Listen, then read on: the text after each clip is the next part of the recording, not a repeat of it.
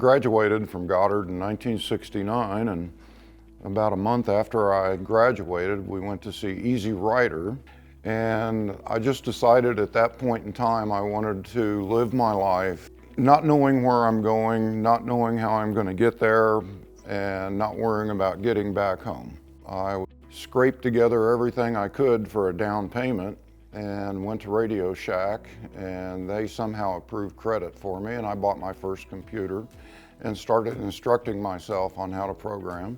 And in a few years after school, I was able to land a job with Bell Laboratories, a division of AT&T at the time.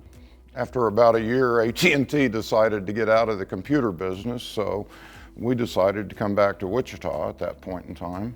And I happened to get a phone call from a sales rep that I'd worked with at AT&T that worked out at the Goddard warehouse, actually.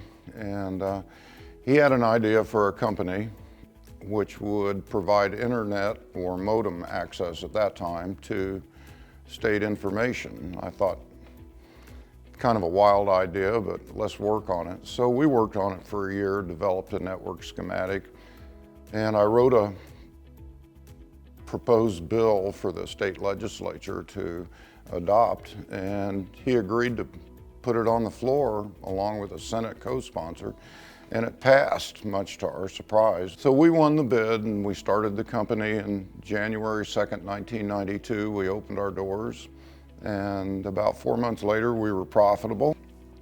I retired when we went public in 1999.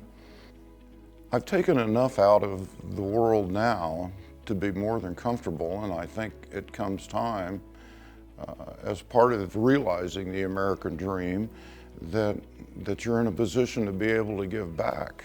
So 50 years after I set out from Goddard, we're living a great life and hope to benefit this community a fraction of what it did for me growing up.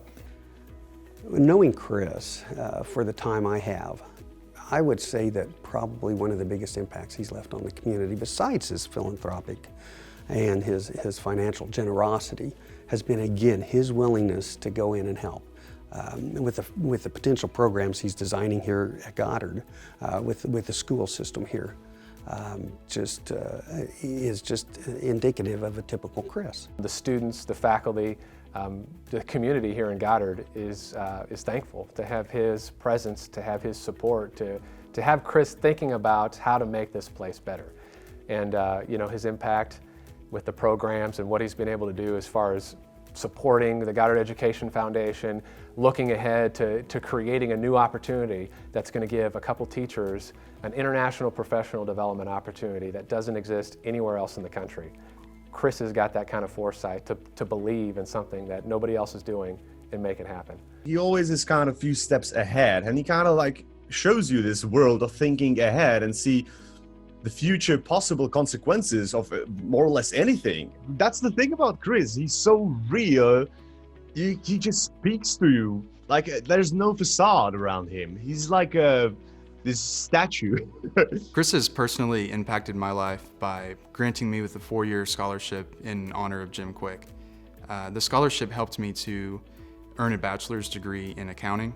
Chris is the kind of guy that would give you the shirt off his back and not think twice about it. Without even knowing me, he made the decision to invest in my future. Every time you visit with Chris, he talks about the teachers that have impacted his life. He's talked about how this community has given him support. And he comes back and he gives back to what the Goddard Schools has done for him. And Chris is one of those shining examples of an alumni that truly cares about the school and the education he received so much that he's willing to come back and try to make it even better for the next generation of kids. Chris je absolutně bezvadný, je v klidu, je vidět, že má rád lidi, má správnou morální náturu, filantropickou. Je na něm vidět, že má rád ostatní lidi a že ostatní lidi mají rádi jeho a toho těší. To je na Chrisovi úplně to nejlepší a to je na Chrisovi to, co strašně obdivuju.